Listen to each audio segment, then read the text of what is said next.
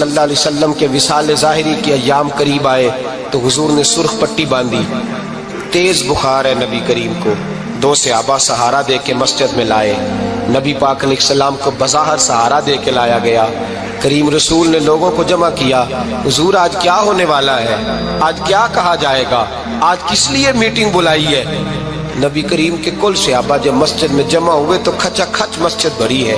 وصال ظاہری سے چند یوم پہلے کی بات، نبی پاک نے فرمایا آج تمہیں کوئی جہاد کی ترغیب نہیں دینی، آج کوئی نیا پیغام نہیں دینا، آج تمہیں بتانا ہے کہ رب نے اپنے بندے کو اختیار دیا ہے، چاہے تو دنیا میں رہے، چاہے تو اس کی بارگاہ میں حاضر ہو جائے۔ اس عبد نے بارگاہ ربوبیت کی طرف لوٹنے کا ارادہ کر لیا ہے۔ حضرت صدیق اکبر رونے لگے تو صحابہ نے کہا تمہیں کیا ہوا؟ کہنے لگے سمجھ نہیں رہے، کسی کی بات نہیں کر رہے، نبی پاک تو اپنی بات فرما رہے ہیں، اس نے جانے کا ارادہ کر لیا۔ سنیے میرے بھائی، محبوب پاک نے فرمایا بھائی کسی شخص کو میری طرف سے کوئی تکلیف پہنچی ہو تو بدلہ لے سکتا ہے، بدلہ لے سکتا ہے، کسی کو تکلیف پہنچی ہو۔ صحابہ پھوٹ کے رونے لگے، محبوبہ کرم ہی کرم ہوا ہے، رحمت ہی رحمت آئی، آپ کے بارے میں گمان کرنے والا بھی دائرہ ایمان سے نکل جائے۔ حضور آپ کیا فرما رہے ہیں؟ فرمایا نہیں بھائی اٹھو۔ پیچھے سے جناب عکاشہ بن محصن اٹھے، ہاتھ کانپتے ہیں، آگے بڑھے، کہنے لگے یا رسول اللہ ایک جنگ کے موقع پر آپ نے درہ مارا تھا، ننگی پیٹھ پر صفیں سیدھی کراتے، بات دل میں رہ گئی ہے، میں نے بدلہ لینا ہے۔ نبی کریم نے فرمایا بلال دوڑ کے جاؤ، فاطمہ کے گھر درہ پڑا ہے، درہ لاؤ۔ سیدنا بلال حبشی کہتے میں گیا، دستک دی، سیدہ طیبہ طاہرہ حضرت فاطمہ فرمانے لگی بلال کیسے آئے ہو؟ اماں جی وہ درہ چاہیے تھا۔ سیدہ کو تشویش ہوئی، کہنے لگے بلال نہ تو جنگ پہ جانا ہے، نہ جہاد ہے، نہ کوئی ایسا موقع ہے، حضور کی تو طبیعت مبارک بظاہر بڑی علیل ہے، درہ کیا کریں گے؟ حضرت بلال عرض کرنے لگے اماں جی ایک صحابی بدلہ لینے لگے ہیں، صاحب طبقات نے جملے لکھے ہیں، کہتے ہیں بی بی صاحبہ نے درہ بھی دیا اور امام حسن حسین کو بھی باہر نکالا۔ فرمانے لگی عکاشہ سے کہنا 100 درے مارے، ان 2 شہزادوں کے جسم پر نبی پاک کے قریب نہ جائے، میں نے 2 بچے پیدا ہی اپنے محبوب پر قربان کرنے کے لیے کیے، ان کو لے جائے۔ حضرت بلال کہتے میں 2 شہزادے لے کے آیا، اور جب دروازے میں میں لے کے پہنچا تو نبی پاک نے دیکھا تو آنکھوں میں آنسو آ گئے، فرمایا ان کو بٹھا دو، مجھے پتا ہے فاطمہ نے کیا کہہ کے بھیجا ہے۔ حضرت سیدنا بلال فرماتے ہیں درہ میں نے جناب عکاشہ کو دیا، حضرت عکاشہ درہ لے کے آگے جو بڑھے تو حضرت ابو بکر صدیق نے ان کے پیروں پہ ہاتھ رکھا، فرمایا عکاشہ میری طرف آ یار، مجھے مار درے، نبی پاک کے قریب نہ جا۔ مصطفیٰ کریم نے فرمایا ابو بکر تو ہٹ جا، اسے آنے دے۔ فرماتے ہیں میں چند قدم آگے گیا تو مولا علی شیر خدا نے میرے پیر پہ ہاتھ رکھا، کہنے لگے عکاشہ سوچ تو صحیح تو کیا کر رہا ہے؟ حضور نے فرمایا علی ہٹ جاؤ، میرا اور ان کا معاملہ ہے۔ جناب عکاشہ آگے بڑھ رہے، نبی کریم نے فرمایا میں اپنی امت کو درس دینا چاہتا ہوں، خبردار خبردار زندگی میں تمہارے ہاتھ سے زبان سے کسی کو تکلیف نہ پہنچنے پائے، خبردار یاد رکھنا وہ معاشرے بگڑ جاتے ہیں، وہ معاشرے تباہ کر دیے جاتے ہیں جہاں ظلم ہوتا ہے، جہاں زیادتی ہوتی ہے، جہاں لوگوں کو ستایا جاتا ہے۔ محبوب کریم کے قریب آئے حضرت عکاشہ کہ حضور میری پیٹھ ننگی تھی، آپ بھی ذرا کپڑا ہٹائیے۔ نبی کریم نے پیٹھ سے کپڑا ہٹایا، جناب عکاشہ نے درہ جو اٹھایا تو صحابہ کی چیخیں نکلی، حضرت عکاشہ نے درہ دور پھینکا، حضور کے بطن اطہر سے لپٹ گئے، چومنے لگے، کہنے لگے حضور وہ تو صفیں سیدھی کراتے لگ گیا تھا، آپ نے کہاں مارا تھا؟ یا رسول اللہ میں تو بہانہ بنا رہا تھا کہ جاتی دفعہ مجھے وجود چومنے کا موقع نصیب ہو جائے، مجھے یہ موقع نصیب ہو جائے۔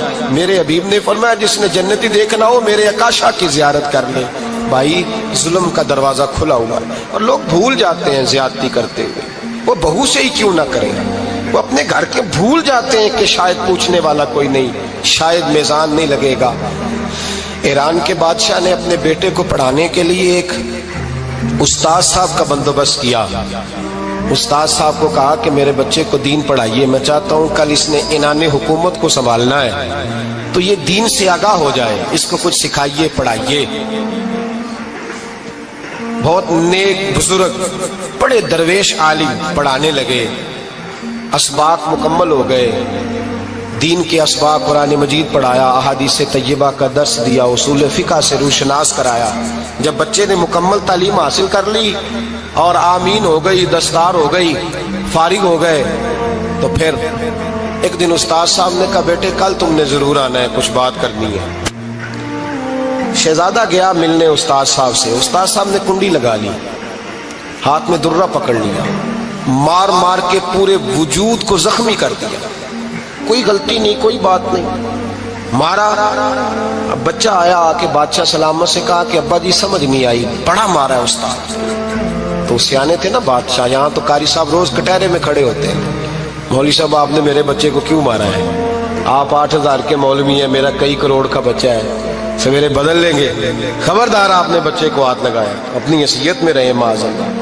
جو قومیں استادوں کو کٹہروں میں کھڑا کرتی ہیں وہ ترقی نہیں کر پاتی، جو استادوں کو کٹہروں میں روز کھڑا کرتے ہیں۔ کہا ابا جی بڑا مارا ہے، تو والد بڑے سمجھدار تھے، کہنے لگے بیٹا استاد باپ ہوتا ہے، وہ زیادتی نہیں کرتا، کوئی بات ہوگی میں تیرے استاد کو کٹہرے میں نہیں بلاؤں گا۔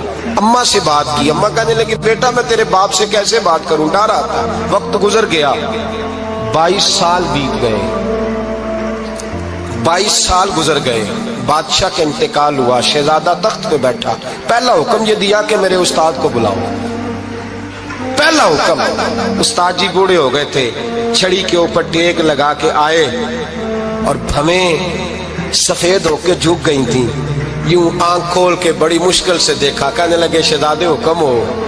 کہا میں شہزادہ نہیں، اب میں بادشاہ بن گیا ہوں۔ استاد جی 22 سال بیت گئے، آپ نے مارا تھا، پر وہ درد چونکہ زیادتی کی تھی، میرا قصور کوئی نہیں تھا، تو نہ میری روح سے درد گیا ہے نہ میرے جسم سے گیا ہے، میں بے اختیار تھا، پوچھ نہیں سکتا تھا، آج با اختیار ہوا ہوں۔ سب سے پہلے پہلا حکم آپ کو دیا، بلایا ہے، بتائے کیوں مارا تھا، کیوں مجھے مارا تھا، میری زیادتی بتائے۔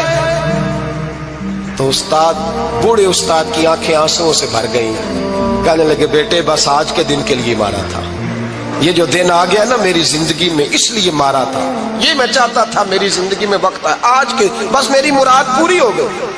کہا صاحب کس لیے، مجھے بھی سمجھائے۔ آپ فرمانے لگے کتنی دیر ہو گئی تجھے مار کھائے ہوئے، کتنا زمانہ بیت گیا؟ کہنے لگا 22 سال۔ فرمایا زخم بھولے تو نہیں، درد ختم تو نہیں ہوئی، تمہیں بات 1 منٹ کے لیے بھی تمہارے حافظے سے محو تو نہیں ہوئی؟ کہ استاد جی روز رات کو یاد آتی، روز خیال آتا تھا۔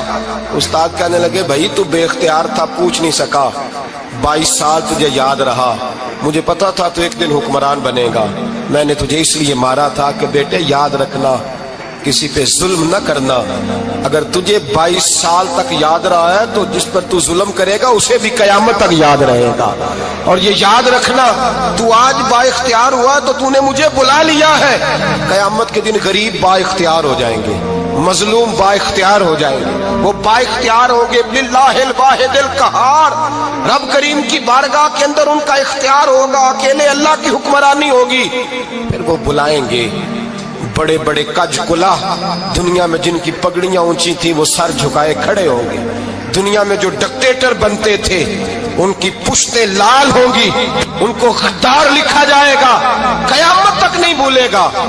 ظلم کرنا تو سوچ سمجھ کے کرنا، اتنا کرنا جتنا تم سہ سکتے ہو، اتنی زیادتی کرنا جتنی قیامت میں تم برداشت کر سکتے ہو۔ میرے نبی کریم صلی اللہ علیہ وسلم نے فرمایا ظلم سے بچو، یہ قیامت کے اندھیروں میں سے ایک اندھیرا ہوگا۔ زندگی میں زیادتی نہ کریں، اگر تھوڑی دیر کے لیے کوئی چیز برداشت کر جائیں گے تو وہ فائدہ دے جائے گی، کچھ دیر کے لیے اگر سہ جائیں گے تو نفع مل جائے گا، سہنے کی کوشش کریں لیکن زیادتی نہ کریں، نظر کو، سوچ کو، ذہن کو پاک رکھیں، اور میرے بھائی زندگی پوری ظلم سے بچیں، زیادتی سے بچیں۔ امیر المومنین حضرت جناب سیدنا عمر فاروق رضی اللہ تعالیٰ عنہ رات گھر میں تھے تو رونے لگے، بڑی دیر تک روتے رہے۔ والدہ اٹھی تو صاحبزادے سے کہنے لگی پتہ کرو تمہارے باپ کو کیا مسئلہ ہے۔ شہزادے آئے، کہنے لگے امیر المومنین والد گرامی کیا ہوا؟ تو حضرت عمر فاروق کہنے لگے بیٹا اپنی اماں کو بلاؤ۔ والدہ آ گئی، کیا بات ہے، کچھ طبیعت خراب ہے تو حکیم کا بندوبست کیا جائے۔ تو حضرت عمر کہنے لگے کچھ بھی نہیں، آج مسجد سے نکلا ہوں تو نبی پاک کے صحابہ میری تعریفیں کر رہے تھے، یہ حضرت فاروق اعظم کے وصال کے قریب کے دن ہے. تعریف ایک تو حضرت یہ رونے کی بات ہے کہ خوش ہونے کی. آپ فرمانے لگے نہیں، سوچتا ہوں بار تو میں اچھا رہا ہوں